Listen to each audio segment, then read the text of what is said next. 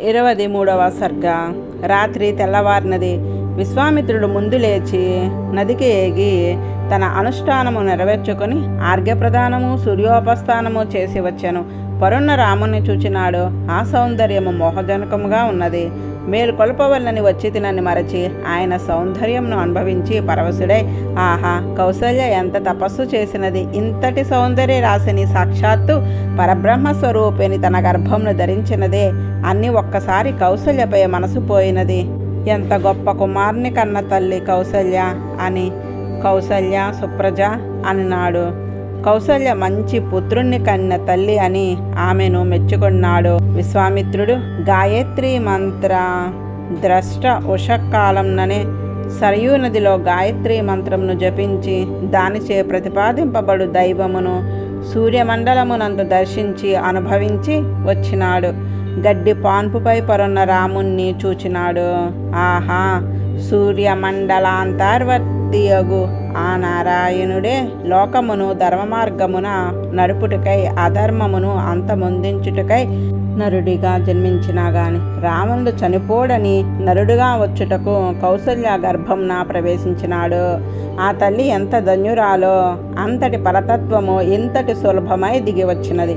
అంతటి పరతత్వము ఇంతటి సులభమై దిగివచ్చినది. ఏమి సౌందర్యము, ఏమి పరతత్వము, ఏమి సౌలభ్యము! అతని గుణములకు మురిసిపోయి ఇట్టి పుత్రుని కన్న తల్లిని ముందుగా ప్రశంసించుచున్నాడు. అప్పుడు రాముణ్ణి మేల్కొల్పుచున్నాడు. కౌసల్య సుప్రజారామ పూర్వా సంధ్యా ప్రవర్తతే ఉత్తిష్ట నరసార్థూల కర్తవ్యం దైవమాహ్నికం. కౌసల్య మంచి కుమారుని కన్నా తల్లి. మనోహరమగు రూపము గల రామ, తూర్పువైపు ప్రొద్దు పొలుచుచున్నది లెమ్ము. ఓ నరశ్రేష్ఠుడా, దేవత ప్రీతికరమగు ఆహ్నికము చేయవలెను అని మేల్కొల్పెను. ఇప్పుడు ఆలయములో దేవతామూర్తిని మేల్కొల్పవలనని ముందుగా ఈ శ్లోకమునే పఠింతురు. ఆనాడు విశ్వామిత్రుడు రాముని మేల్కొల్పిన సుప్రభాతమిది. సూర్యమండలములో ఉన్నవాడే రాముడుగా వచ్చినాడని గుర్తించినాడు విశ్వామిత్రుడు. కనుక ఇతడు కూడా రమాది దివాకరుడే, సూర్యుడే. తూర్పు సంధ్యలో సూర్యుడు ఉదయించినట్లే ఇతడు కూడా కన్నులు విప్పవలెను. సూర్యమండలాంతర్వర్తియగు నారాయణుడు సూర్యవంశంన జన్మించినాడు. అతడు చీకటిని తొలగించుటకు పగటిని సాధించుటకు ఉదయించినాడు. ఈ రాముడు కూడా రాక్షసులు అనే చీకటిని తొలగించి సత్యమును లోకంలో ప్రవర్తింపజేయుటకు లోకంలో అవతరించినాడు.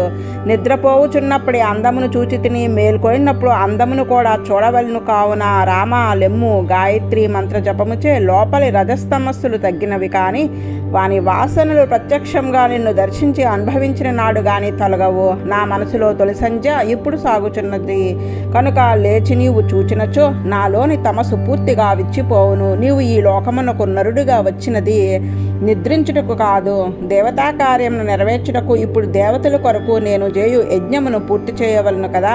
కావున నీవు లేవవలెను. నీవు నరులలో శ్రేష్ఠుడవు. ధర్మమును నీవు ఆచరించి లోకులచే ఆచరింపచేయవచ్చిన నీవు సంధ్యా సమయంలో నిద్రించుట తగదులెమ్ము. దేవతా ఆరాధన రూపముగా కర్మలను ఆచరింపుము అని విశ్వామిత్రుడు రాముణ్ణి మేల్కొల్పినాడు. ఆ మహర్షి యొక్క పరమోద్ధారముగు మేల్కొలుపును విని రామలక్ష్మణులు ఇద్దరూ లేచి స్నానము చేసి సూర్యునకు ఆర్ఘ్యప్రదానము చేసి గాయత్రి మంత్రమును జపించిరి. ప్రాతకాలం ఎందు చేయవలసిన సంధ్యావందనము, బ్రహ్మయజ్ఞము, సమిధాదానము మొదలగు అహినికమును నెరవేర్చుకుని విశ్వామిత్రుని చేరి నమస్కరించిరి. ప్రయాణమునకు సిద్ధపడిరి.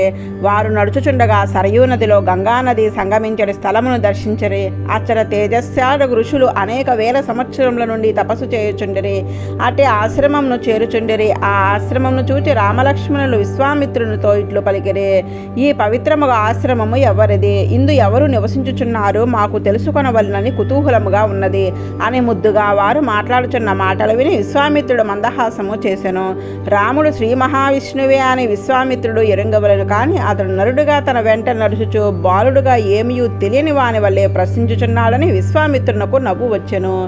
రామ, ఈ ఆశ్రమము ఎవరిదో చెప్పేదను. పూర్వము మన్మధుడు శరీరముతో ఉండేవాడు. అతనికి కాముడు అని పేరు. ఇచ్చట పరమశివుడు శ్రద్ధతో తపస్సు చేయుచుండెను. అతనిని బుద్ధిహీనుడకు కాముడు కలత చెందించవలని తలంచి సిద్ధపడెను. అప్పుడు మహాత్ముడకు పరమశివుడు ఒక్కసారి హుంకారముతో తన రౌద్రముగు నేత్రమును విప్పెను.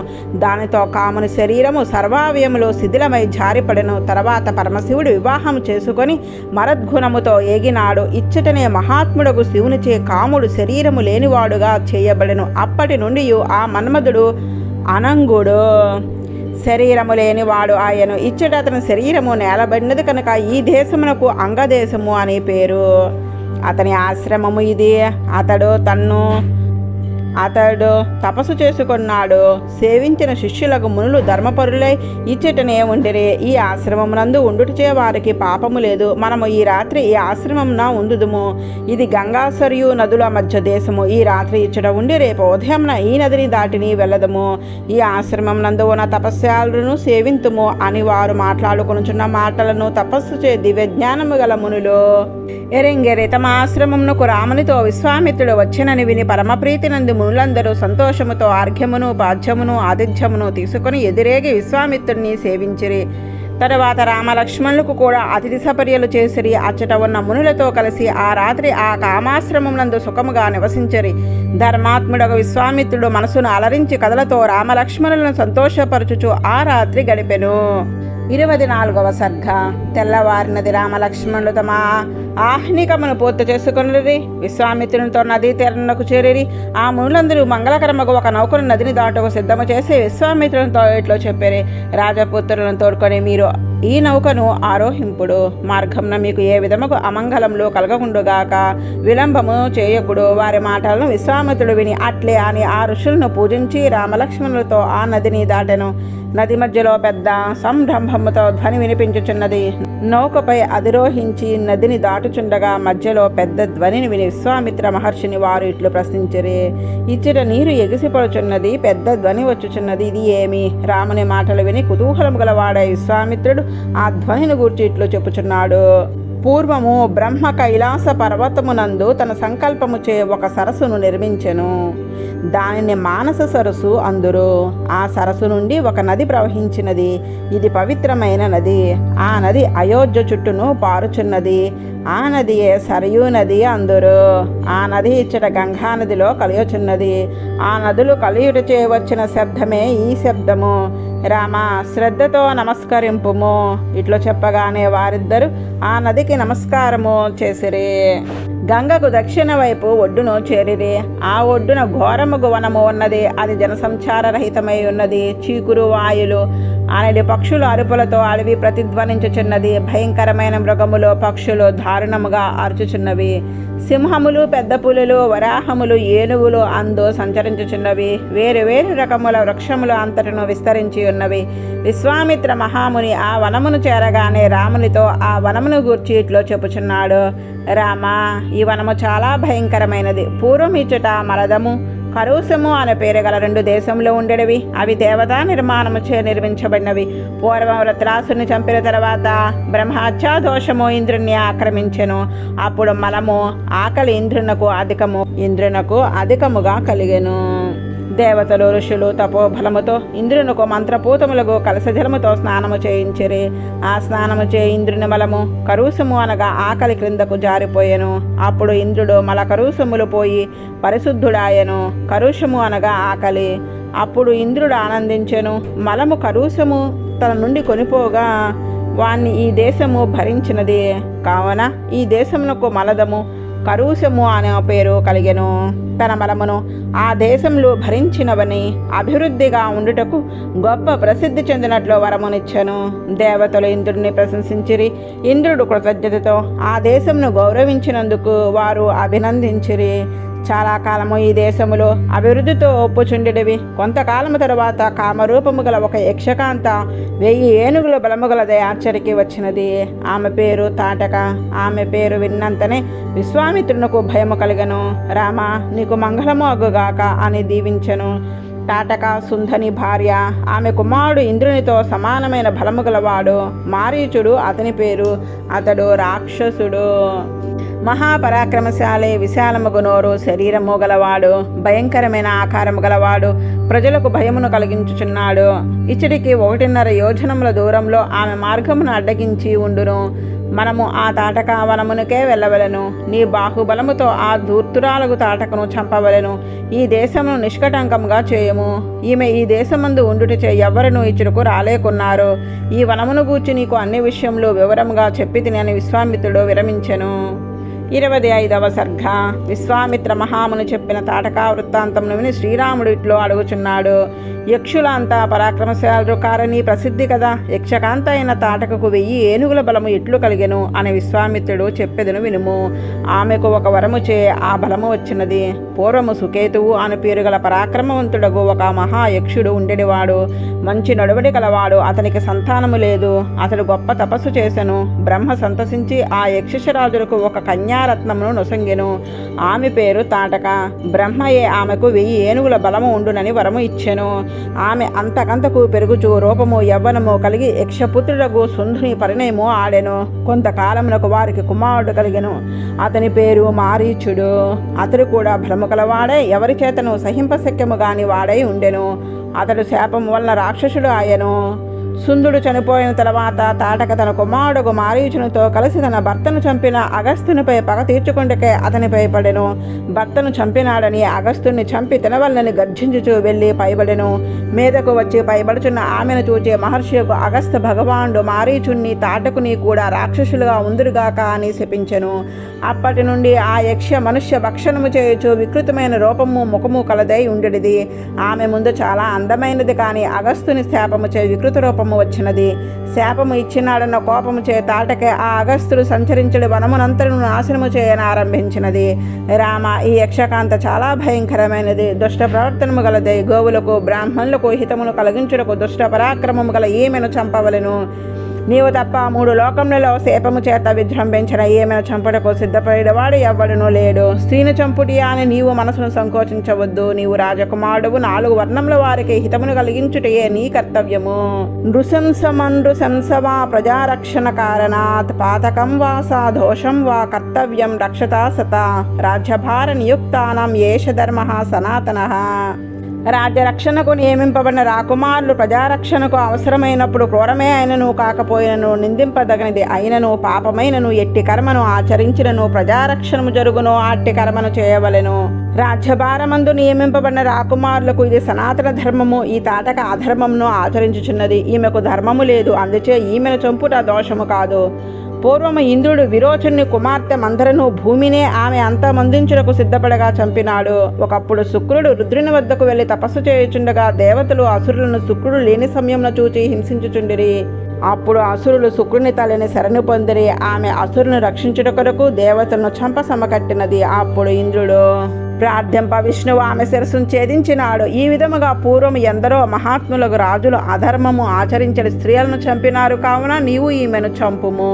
26వ సర్గ. విశ్వామిత్రుడు చాలా దృఢముగా పట్టుదలతో చెప్పిన మాటలను దశరథ కుమారుడు శ్రీరాముడు విని నమస్కరించి ఇట్లు పలుకుచున్నాడు. పితుర్వచన నిర్దేశాత్ పితుర్వచన గౌరవాత్ వచనం కౌశికస్యేతి కర్తవ్యం అవిశంకయా. మా తండ్రి గారు దశరథుల ఆజ్ఞ వలన వారి మాట పైన నాకు ఉండేది గౌరవం వల్ల గురవక విశ్వామిత్రుని ఆజ్ఞ అని స్త్రీవధ చేయరానిది అయినను జంకు లేకుండా చేయగలను.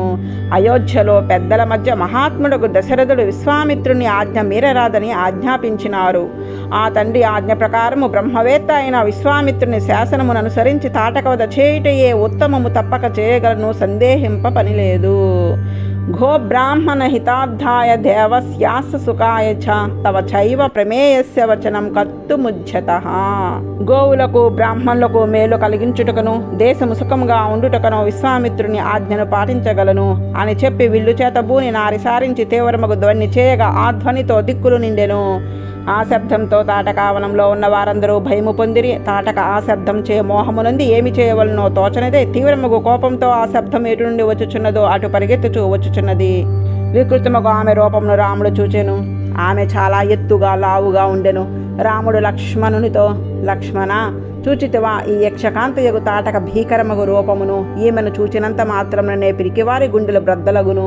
ఈమె చూడశక్యము కానిదిగా ఉండెను, మాయా బలముతో కూడి ఉన్నది. ఈమె ముక్కు చెవులు ముందు ఛేదించి వెనుకకు మరులినట్లు చేసేదను. అడవి కనుక చంపుటకు నా మనసు సమ్మతింపలేదు. చేతులు కాళ్ళు తెగనరికి గమనమును శక్తి లేని దానిగా చేసేదను అని రాముడు అనుచుండగానే ఆమె కోపముతో విరుచుకుని పడుచు చేతులు పైకెత్తి గర్జించుచు రాముని వైపు రాసాగెను. ఆమె ఉద్ధృతముకు ప్రయత్నము చూచి రామునకు ఏమి అపాయము జరుగునో అని స్వస్తి రాఘవయోరస్తు జయం చైవాభ్యభాషత, రామలక్ష్మణులకు మంగళము అగుగాక జయింతురుగాక అని విశ్వామిత్రుడు పలికెను. రాముడు సాక్షాత్తు భగవానుడు అని ఎరుగుదునని చెప్పినాడు. అతడే తాటకను చంపగలవాడని ఎరుగును. ఆయనను ప్రేమకు ఉన్న శక్తి జ్ఞానమునకు లేదు. ప్రేమ జ్ఞానమును కమ్మివేసినది. బెంగపడి రామలక్ష్మణులకు మంగళము కలుగవలని ప్రార్థించుచున్నాడు. తాటక ఘోరముగు ధూళి ఎగురుగొట్టుచు ఆ ధూళిచే రామలక్ష్మణులు దిక్కుదిలేక మొహపడినట్లు చేసెను. మాయాశక్తిచే ఆమె కనపడకుండా అంతర్ధానమయ్యెను. రాళ్లవాన కురిపించెను. దానితో రామునకు తీవ్రమైన కోపము వచ్చెను. రాళ్ల వర్షమును ఆమె కురిపించుచుండగా ఆ శిలావర్షములను బాణవర్షముతో రాముడు ఎదుర్కొనెను. ఆమె మీదకు వచ్చి పడుచుండెను. ఆమె 2 చేతులను రాముడు ఛేదించెను. చేతులు తెగి అలసిపోయి ఇటునటు తిరుగుచున్న యక్షకాంత చెవులకు ముక్కులను లక్ష్మణుడు ఛేదించెను. ఆమె కామరూపమును ధరించు శక్తి కలదు అవుడుచే అనేక రూపములను దాల్చి అంతర్ధానమై కనపడకుండా మాయతో భయంకరముగు రాలవాన కురిపించుచుండెను. విశ్వామిత్రుడు రామలక్ష్మణులు రాలవాన చే నలిగిపోవచుండట చూచి, రామ జాలి తలచవద్దు, స్త్రీ అని సంకోచింపవలదు, ఈమె పాపాత్మురాలు, దుష్ట ప్రవర్తన గలది, యజ్ఞ విఘ్నము చేయనది యక్షకాంత. ఈమె మాయచే అంతకంతకు పెరుగును. సాయం సమయమున అయిన కొలది ఈమె శక్తి పెరుగును. సాయం సమయంలో రాక్షసులకు శక్తి పెరుగును అని విశ్వామిత్రుడు చెప్పగానే రాలవాను కురిపించుచున్న ఆ యక్షకాంత కనపడకున్నను శబ్దము బట్టి ఆమె ఎచ్చట ఉన్నదో గుర్తించి రాముడు బాణములతో ఆమెను నిరోధించెను. ఆయనను ఆమె తన మాయాశక్తిచే బలముగా గర్జించుచు రాముని లక్ష్మణుని ఎదిరించుటకు పరిగెత్తి వచ్చుచుండెను. పిడుగువలే వచ్చుచున్న ఆమెను చూచి రాముడు ఒక్క బాణముతో గుండెలపై కొట్టెను. ఆమె నేలపై పడి మరణించెను. భయంకరముగా ఆమె నేలకూలట చూచి ఇంద్రుడు భేషని మెచ్చుకొనెను. దేవతలు పూజించిరి. ఇంద్రుడు పరమప్రీతుడే. దేవతలతో కలిసి విశ్వామిత్రునితో ఇట్లు పలికిరి, ఓ విశ్వామిత్ర, మహాముని నీకు మంగళమగుగాక. రాముడు చేసిన ఈ పనిచే దేవతలందరూ సంతసించరు. రామునిపై ప్రేమ చూపి వృష్యాశుని పుత్రులకు అస్త్రములను ఇతనికి నీవు వసంగవలెను. ఇతడు వాణ్ణి పొందుటకు యోగ్యుడు. దేవతలకు ప్రియమైన కార్యమును నెరవేర్చినాడు, ఇంకనూ నెరవేర్చవలను. ఇట్లు చెప్పి దేవతలందరూ మరలా వారి స్థానంలోకి ఎగిరి విశ్వామిత్ర మహాముని తాటక వదచే సంతుష్టి నందిన వాడే రాముణ్ణి కౌగలించుకుని శిరస్సున మూర్ఖుని ఇట్లు పలికెను, రామ, ఈ రాత్రి ఈ వనమునందే ఉందుము. రేపు తెల్లవారగానే మా ఆశ్రమమునకు కేగెదము. విశ్వామిత్రుని మాట ప్రకారము ఆ తాటక వనమునందు రాముడు సంతోషముగా ఆ రాత్రి గడిపెను. శాపము వీడిన వనము మనోహరముగు చైత్రరథము వలె ప్రకాశించుచుండెను. తాటకావదకు సంతసించి దేవతలు, సిద్ధులు, మహర్షులు అందరూ రాముణ్ణి ప్రశంసించిరి. జై శ్రీరామ్. 27వ సర్గం. మరునాడు తెల్లవారగానే విశ్వామిత్రుడు రాముడు మేల్కొలిపెను. ఆనందంతో మధురముగా ఇట్లు పలికెను, రాజపుత్ర, గొప్ప కీర్తివంతుడు అయితివి. నీవు చేసిన కార్యమునకు సంతుష్టి పొందితిని. ప్రీతితో నీకిప్పుడు అస్త్రములు అన్నిటినీ వసంగెదను. దేవతలైనను, అసురులు అయినను, గంధర్వులు అయినను, ఉరగులైనను ఎవరైనను యుద్ధములో ఎదిరించిన నాడు వారిని ఈ అస్త్రములచే నీవు జయింపగలవు, వశపరచుకొనగలవు. ఈ అస్త్రములు దివ్యములు అని విశ్వామిత్రుడు శ్రీరామునకు దండచక్రము, ధర్మచక్రము, కాలచక్రము, విష్ణుచక్రము, ఇంద్రాస్త్రము, బ్రహ్మ శిరస్సు అనే అస్త్రము, బ్రహ్మాస్త్రమును కూడా వసంగెను. ఒక శ్రేష్టముగు శూలమును వసంగెను. వజ్రమును, బ్రహ్మాస్త్రమును కూడా వసంగెను. ఐషికాస్త్రము వసంగెను. మోదకి, శిఖరి అనే పేర్లు గల 2 గదలను వసంగెను. ధర్మపాసము, కాలపాసము అనే అస్త్రములను వసంగెను. శుష్కాసని, అర్ధాసని అని చిచ్చుపిడుగు, చలిపిడుగు, నారాయణాస్త్రము, ఆగ్నేయాస్త్రమును వసంగెను. పైనకాస్త్రము, వాయువ్యాస్త్రము, హయశిరోనామాస్త్రము, క్రౌంచాస్త్రము, విష్ణుశక్తి, రుద్రశక్తి అను 2 శక్తులను వసంగెను. కంకాలము, ముసలము, కపాలము మొదలగు అసురులు ధరించిన అస్త్రములను వసంగెను. విద్యాధరాస్త్రము, గాంధర్వాస్త్రము, నందనము అనే కత్తిని వసంగెను. ప్రస్వాపనము, ప్రసపనము, సౌరము, దర్పణము, శోషణము, సంతాపము, విలాపనము, మదనము, దైవదర్శము, కందర్ప, దైతమ, పశాచాస్త్రమ, తామసము, సౌమనము, సంవర్తనము అనే అస్త్రములను కూడా వసంగెను. సౌమ్యము, సీతాశువు, మానపము అనడి అస్త్రములను వసంగెను. రామా, ఈ అస్త్రములు మహాబలము గలవి, కామరూపములు గలవి, పరమోధారములు. వీనిని నీవు స్వీకరింపుము అని చెప్పగానే రాముడు పవిత్రముగా తూర్పు ముఖముగా ఉండి విశ్వామిత్రుడు ఉపదేశించిన ఆ అస్త్రములన్నిటినీ స్వీకరించెను. ఇవే అన్నయు మంత్రరూపముగా ఉండెను. ఆ మంత్రమును జపించి దేని ప్రయోగించినా అది ఆ శక్తితో శత్రువులను బాధించును. ఇన్ని మంత్రములను దేవతలు కూడా ధరించి ఎరుగరు. విశ్వామిత్ర మహర్షి ఆ అస్త్రములు అన్నిటినీ జపించి సర్వాస్త్ర దేవతలను ప్రార్థించెను. ఆ అష్టదేవతలనియో విశ్వామిత్రుని ఎదుట నిలిచి వాని ఆజ్ఞచే రాముని చేరి నమస్కరించి నిలిచినవి. రామా, మేము నీ కింకరులము, మమ్మల్ని స్వీకరించి అనుగ్రహింపుము అని ప్రార్థించినవి. రాముడు వాణ్ణి అన్నిటినీ తన చేతితో స్పృశించి నా మనసును మీరందరూ స్థిరముగా ఉండు అని కోరెను. అట్లు వాణ్ణి ధరించిన తర్వాత విశ్వామిత్రుని నమస్కరించి అటు నుండి బయలుదేరి. 28వ సర్గ. రాముడు విశ్వామిత్రునితో, హే భగవాన్, నీ అనుగ్రహముచో అస్త్రములను పొందితిని, కానీ వాని సంహారములను కూడా నాకు అనుగ్రహించమని కోరుచున్నాను అని రాముడు కోరగానే విశ్వామిత్ర మహాముని వెనుక ఉపదేశించిన మంత్రములకు సంహార మంత్రములను ఉపదేశించెను.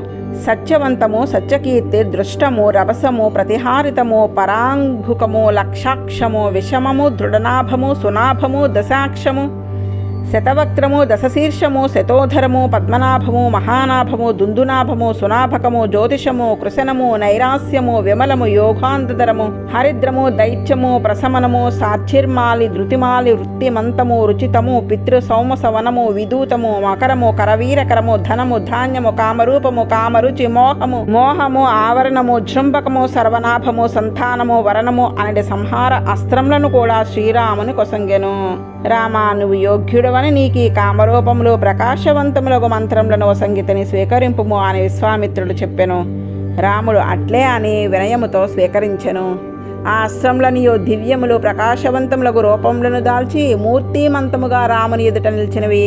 అందుకొని నిప్పులను బోలి, పొగను బోలి, కొన్ని సూర్యచంద్రులను బోలి ఉన్నవి. అవి అన్నీ చేతులు జోడించి నమస్కరించుచు రామునితో, నరసార్థులా, నీ ఆజ్ఞను పాలించుటకు వచ్చి నిలిచితమి, శాసించుము, ఏమి చేయవలను అనేది. శ్రీరాముడు, మీరు నా మనసును సన్నిధానము చేసి ఉండు, అవసరము అయినప్పుడు నాకు సహాయము చేయుడు, మీ ఇచ్చ వచ్చినట్లు వెళ్ళిపోవుడు అని రాముడు పలుకగానే అట్లే అని రామునికి నమస్కరించి ప్రదక్షిణమునర్చించి ఆ అస్త్రములన్నిటియో వచ్చినట్లు వెనుకకు ఎగినవి. వాణ్ణి అన్నిటినీ విశ్వామిత్రుని ఆజ్ఞచే రాముడు లక్ష్మణుకు ఉపదేశించెను. వారు ముందులకు సాగుచుండగా ఒక పెద్ద వనము కనపడెను. మేఘములు సమూహముల వలె ఈ పర్వతములకు దగ్గరగా ఎన్నో చెట్లు పోకలుగా కనపడుచున్నవి. అందు మృగములు సంచరించుచున్నవి, నానా విధములకు పక్షులు కుయ్యుచున్నవి, చూడముచ్చటగా ఉన్నవి. ఇది ఏమో తెలుసుకొనవలెను కుతూహలముగా ఉన్నది. ఇది ఎవరి ఆశ్రమమును ఎరింగింపవలసినగా ప్రార్థించుచున్నాను. నీ యజ్ఞభూమి ఉన్న ప్రదేశం ఎక్కడ? యజ్ఞ విఘ్నకరులకు రాక్షసులు ఎచ్చటకు వచ్చెదరు. ఎచ్చట మేము యజ్ఞము రక్ష చేయవలెను. ఈ వివరములను వినవలనని కోరుచున్నాను అని రాముడు కోరెను. 29వ సర్గ. వెనక తాటక వధ చేసినప్పుడు స్త్రీని చంపుటి అని రాముడు జంకి ఆమె యొక్క ముక్కు, చెవులు, కాళ్ళు, చేతులు మాత్రము ఛేదింపవలనని అనుకొనెను. కానీ ఆమె విజృంభించి పైబడెను. అప్పుడు విశ్వామిత్రుడు చంపమని ఆజ్ఞాపించెను. అప్పుడు శ్రీరాముడు కుమారుడుగా, శిష్యుడిగా తన ధర్మంను ప్రదర్శించెను. స్త్రీని చంపుటకు మానవులకు ధర్మం కాదు. అట్లు చంపుట రామునకు పాపము. కానీ తండ్రి మాటను, గురువు మాటను మీరకుండా ఉండుటకై తనకు పాపము కలిగించు పని ఆయనను చేయుట తప్పు కాదు. తండ్రి గురువాజ్ఞను పాలింపమని చెప్పినాడు. విశ్వామిత్రుడు మహాముని చంపమన్నాడు. ఇంకా తాను తన బుద్ధిచే నిర్ణయము చేయరాదు. చంపవలనని రాముడు నిశ్చయించుకున్నాడు. శిష్యులు గురువు చెప్పినట్లు నడవవలను. అది తనకు మంచిదా చెడ్డదా అని వివేచన చేయుట తగదు. ఇది శిష్యునిగా, పుత్రుడుగా నేర్వవలసిన ధర్మము. ఇంకా దేశ రక్షణకై నియమింపబడిన రాజులు, రాజపుత్రులు వ్యక్తిగతముగా తప్పు పని అయినను, పాపమునే కలిగించుచున్నదైనను దేశరక్షణమునకు ఆచరించుట దోషం కాదు. ఆచరించి తీరవలెను. దేశరక్షణము చేయుటలో వ్యక్తిగతముగా అతనికి పాపము వచ్చినను తర్వాత దాన్ని తాను ప్రాయశ్చిత్తములతో తొలగించుకొనవలను. గాని దేశరక్షణమును ముందు చేయవలెను. ఇట్లు ప్రజారక్షకుడు ధర్మమును కూడా రాముడు తన ఆచరణచే బోధించినాడు. ఇవి ఏ సామాన్య ధర్మములు. రాముడు నరుడుగా తాను గురువును అనువర్తించుచున్నాడు. అందుచే నరుడు సమాజమును ఆచరించవలసిన ధర్మములను శిక్షించుచున్నాడు. రాముడు ఆ వనమును గూర్చి ప్రశ్నింపగానే దాన్ని గూర్చి విశ్వామిత్రుడు వివరించుటకు ఆరంభించెను. రామ, ఇచ్చట పూర్వము దేవతా శ్రేష్ఠుడకు విష్ణువు అనేక వేల సంవత్సరములు తపస్సు చేయుటకు యోగాభ్యాసమునకు నివసించి ఉండెను. తర్వాత ఆ విష్ణువే వామన రూపములో ఇచ్చటని అవతరించెను. విష్ణువు తపస్సు చేసి దాని ఫలమును పొందినాడు కనుక ఈ ఆశ్రమమునకు సిద్ధాశ్రమము అని పేరు వచ్చినది. ఇది మహాత్ముడకు వామనుని ఆశ్రమము. ఆ సమయమునందే విరోచనుని కుమారుడుగా బలి దేవతలను ఇంద్రుని జయించి ఆ రాజ్యమును తనదిగా పరిపాలించెను. అతడ మంత్రులను పరిపాలించుటకు నియమించి తాను యజ్ఞము చేయుటకు సిద్ధపడెను. అప్పుడు అగ్ని మొదలుగా గల దేవతలందరూ ఆశ్రమంలో తపస్సు చేయుచున్న శ్రీ మహావిష్ణువు వద్దకు వచ్చి శ్రీ మహావిష్ణువుతో బలి చాలా ఉత్తమముగా యజ్ఞము చేయుచున్నాడు. ఆ యజ్ఞము సమాప్తము అయినచో అతని దేవతలు జయించలేరు. అందుచే యజ్ఞము సమాప్తము కాకుండానే దేవతా కార్యమునకై మీరు సిద్ధపడవలను. బలి యజ్ఞములో యాచించు వారులందరకు వారు ఏది కోరినా దాన్ని వసంగుచున్నాడు. కావున నీవు దేవకార్యమునకై ఆశ్చర్యకరముగు శక్తితో విష్ణుతత్వమును మరుగుపరచడు ఒక రూపమును పొంది వాని వద్దకు వెళ్లి యాచించి దేవతలకు మరలా వాని రాజ్యమును వసంగవలను. నీవు వామన రూపమును పొంది దేవతలకు శ్రేయస్సును కలిగించవలను అని ప్రార్థించిరి. ఆ సమయమునకే కశ్యపుడు దివ్య తేజస్సంపన్నుడే ఆదితో కలిసి తపస్సు చేసి 1000 దివ్య సంవత్సరంలో విష్ణువు యొక్క ఆరాధనగా ఒక వ్రతమును ఆచరించెను. ఆ తపస్సునకు సంతసించి విష్ణువు వారికి దర్శనమొసంగెను. తపస్సులచే ఆరాధింపబడేవాడు శ్రీ మహావిష్ణువే. రాశీభూతమైన తపస్సే విష్ణువు. తపస్సు యొక్క ఫలమును వసంగువాడు విష్ణువు. అతడు బద్ధజీవుల కంటే ముక్తజీవుల కంటే ప్రత్యేకమైన వాడు. అటు విష్ణువుని దర్శించి అదితి కశ్యపుడు స్తోత్రం చేసిరి. ప్రభు, నీ శరీరంలో సర్వజగత్తును చూచుచున్నాము. నీవు ఆది లేని వాడవు, అనగా పుట్టిక లేని వాడవు. ఇట్టి వాడవని గుర్తించుటకు వీలు కాని వాడవు. అటు నీకు మాకు రక్షకుడవు నీవని మేము ఆశ్రయించుచున్నాము. వారి స్తోత్రముచే ప్రీతినందిన శ్రీహరి సంతుష్టి చెంది తపస్సు చే పాపమును క్షాళనము చేసుకున్న కశ్యపునితో, నీవు నా నుండి వరమును పొందుటకు తగిన వాడువు అయితివి, వరమును కోరుకొనుము అనెను. కశ్యపుడు ఆ మాటను విని ముందు దేవతల్ని యాచించినట్లు నాకును అదితికిని నీవు కుమారుడిగా జన్మింపవలెను. మా పుత్రుడవు ఇంద్రునకు తమ్ముడుగా జన్మింపవలెను. అందుచే నిన్ను ఉపేంద్రుడు అని వ్యవహరింపగలరు. శోకార్తులకు దేవతలకు సహాయము చేయగలవాడవు నీవు. మా తపస్సు సిద్ధించుడిచే ఈ ఆశ్రమమును నీ అనుగ్రహము వలన సిద్ధాశ్రమము అని వ్యవహరింపబడుగాక అని కశ్యపుడు ప్రార్థింపగా వామన రూపంలో అదితి యందు శ్రీ మహావిష్ణువు జన్మించెను. వామనుడు అనగానే బలి యజ్ఞవాటమును కేగెను. 3 అడుగుల నేలను యాచించెను. అతడు దానమొసంగగా స్వీకరించి సర్వభూతహితమునకై సర్వలోకములు తన శరీరంగా గల భగవానుడు లోకములను తన పాదములతో ఆక్రమించి బలిని తన తేజస్సుచే అణిచివేసి మహేంద్రునకు రాజ్యమును వసంగెను. మరలా 3 లోకములు ఆధిపత్యము ఇంద్రునకు సంక్రమించెను. అట్లు ఈ ఆశ్రమము పూర్వము శ్రీ మహావిష్ణువు నివసించిన ఆశ్రమము. ఇది సంసారాశ్రమను నివర్తింపజేయు ఆశ్రమము. నేను కూడా ఆ విష్ణువునందు భక్తిచే ఆ వాముని ఆశ్రమమును నా ఆశ్రమముగా స్వీకరించి ఉన్నాను. ఇదే నా యజ్ఞస్థానముగా ఆశ్రమము. ఇచ్చడికి విఘ్నకరులకు రాక్షసులు వద్దురు. మనము నేడే సిద్ధాశ్రమమును చేరుదము. ఈ ఆశ్రమమును నాది అని అనుకుంటున్నాను గాని అది నీదే. రాముడు విష్ణువే అని విశ్వామిత్రుడు ఎరుంగుటచే వామనావతారమునకు ముందు విష్ణువుగా తర్వాత వాముడుగా తపస్సు చేసిన ఆశ్రమమును గుర్తించిన విశ్వామిత్రుడు ఇది నాదే కాదు నీది కూడా అని చెప్పినాడు. వారు సిద్ధాశ్రమంను ప్రవేశించని పునర్వసు నక్షత్రములతో కూడిన చంద్రుని వలె విశ్వామిత్ర మహాముని ప్రకాశించుచున్నాడు. సిద్ధాశ్రమంలో ఉన్న మునులు అందరూ ప్రీతితో చేరి విశ్వామిత్రుని పూజించిరి. రాజపుత్రులకు రామలక్ష్మణులకు ఆతిథ్యమునరించిరి. ఆ రామలక్ష్మణులు ఒక క్షణకాలం విశ్రాంతి తీసుకుని చేతులు జోడించి విశ్వామిత్రునితో, మునిపొంగవా, నీవు ఈనాడే దీక్షను స్వీకరింపము. ఈ ఆశ్రమమును సిద్ధాశ్రమము అని అనుట సార్థకమగుగాక. నీవు చెప్పినట్లు రాక్షసులు ఇచ్చట వధింపబడుదురుగా అని రామలక్ష్మణులు చెప్పగానే విశ్వామిత్రుడు ఆనాడే ఇంద్రియ నియమంతో దీక్షను స్వీకరించెను. ఆ రాజకుమారులు ఇద్దరు రాత్రి అచ్చటనే ఉండి ఉదయంనే మేల్కొని స్నానము సంధ్యావందనము అగ్నిలో హోమము నెరవేర్చి హోమమునకు కూర్చున్న విశ్వామిత్రునకు నమస్కరించిరి. 30వ సర్గ. హే భగవాన్, రాక్షసుద్దరు వద్దురని చెప్పిదురు కదా, వారు ఎప్పుడు వస్తురు? మేము ఆ సమయమున కనిపెట్టి ఉండి యజ్ఞము రక్షించవలను. ఈ విధంగా రాక్షసులతో యుద్ధము చేయవలని తొందరపడుచున్న రామలక్ష్మణులను చూసి సంతసించి వారిని ప్రశంసించిరి. విశ్వామిత్రుడు వారితో, ఈ రోజు నుండి 6 రాత్రులు మీరు రక్షింపవలను అని చెప్పి మౌనమును స్వీకరించి దీక్షలో కూర్చొనెను. మిగిలిన మునులు 6 రాత్రింబవలు మీరుచుట కాచుచుండవలను అని చెప్పాను. వారు అట్లే అని 6 రాత్రులు 6 పగళ్ళు నిద్ర లేకుండా తపోవనమును కాపాడుచుండిరి. శత్రు నిరసనమున సామర్థ్యము గల ఆ కుమారులిద్దరూ ధనసులను చేపట్టి రక్షణలో జాగరూకులై ఉండిరి. 6వ పగలు గడిచిపోయినది. రాముడు లక్ష్మణునితో, లక్ష్మణ, ఈ రాత్రి నీవు పరాకు లేక ఉండవలెను అని చెప్పుచుండగానే విశ్వామిత్రుని యజ్ఞవేదికపై జ్వాల ప్రకాశించుచుండెను. ఉపాధ్యాయులు పురోహితులు యజ్ఞమును చేయుచుండిరి. యజ్ఞమునకు కావలసిన దర్భలు, సుక్కు, సమిదలు, పుష్పములు అంచనా కల్పింపబడి ఉండెను. ఋత్వికులతో విశ్వామిత్రునితో యజ్ఞవేది ప్రకాశించుచుండగా యథాశాస్త్రముగా యజ్ఞము సాగుచుండెను. ఇంతలో ఆకాశం నందు భయంకరముగా ఒక పెద్ద శబ్దము వినవచ్చెను. వర్షాకాలంలో మబ్బులు క్రమ్మినట్లు ఆకాశము మేఘావృతము అయ్యెను. 2 రాక్షసులు ఆకాశంనంతను మాయతో ఆక్రమించి ఇటునటు సంచరించుచుండిరి. మారీచాసు బాహులే కాక వారి అనుచరులకు రాక్షసులు కూడా ఆకాశముపై నుండి రక్తవర్షము భయంకరంగా వర్షించుచుండిరి. ఆ రక్త ప్రవాహంలో అలంకరింపబడి ఉన్న ఆ వేదిక భగ్గున మండెను. వెంటనే రాముడు అటువైపు పరిగెత్తెను. ఆకాశంపై గల ఆ రాక్షసులు 2 చూచెను. లక్ష్మణునితో, ఈ దుష్టవర్తంలో రాక్షసులను మానవాస్త్రమును ప్రయోగించి చిమ్మివేసెదను. గాలి మేఘములను తోలగొట్టినట్లు మానవాస్త్రము వీరిని 100 యోజనములు దూరమున చెమ్మగలదు అని మానవాస్త్రము ప్రయోగించెను. ఆ మానవాస్త్రము చే మారీచుడు 100 యోజనముల అవతల సముద్రంలో పడెను. ఆ మానవాస్త్రము చాలా చల్లగా ఉండుటచే ఆ దెబ్బకు అతడు అటూ నీటు గిలగిలా కొట్టుకొనుచుండెను. అట్లు పడి కొట్టుకొనుచున్న మారీచును చూసి రాముడు లక్ష్మణునితో, ఈ అస్త్ర ప్రభావం చేతులు తెలివి తప్పి పడినాడు గాని చనిపోడు. ఈ యజ్ఞమునకు విఘ్నమును కలిగించిన మిగిలిన రాక్షసులను కూడా చంపెదను అని ఆగ్నేయాస్త్రమును తీసుకుని సుబాహు గుండెలపై తగులునట్లు ప్రయోగించి అతడు నేలకూలెను. పరమోధారుడగు శ్రీరాముడు మిగిలిన రాక్షసులందరినూ వాయువాస్త్రముతో చంపెను. ఈ విధముగా రాక్షసులందరినీ అంతమొందించిన రాముని చూచి ఆచట మునులందరూ సంతోషంతో పూజించిరి. యజ్ఞము సమాప్తము అయినది, దిక్కులన్నయో ప్రకాశించుచుండెను. విశ్వామిత్రుడు సంతోషించెను. రామునితో, మహాబాహు రామా, నేను కృతార్థుడిని అయితిని. గురువు వాక్యమును నీవు నెరవేర్చితివి. సిద్ధాశ్రమము అనే పేరు ఈనాడు సార్థకము అయినది అని అనెను.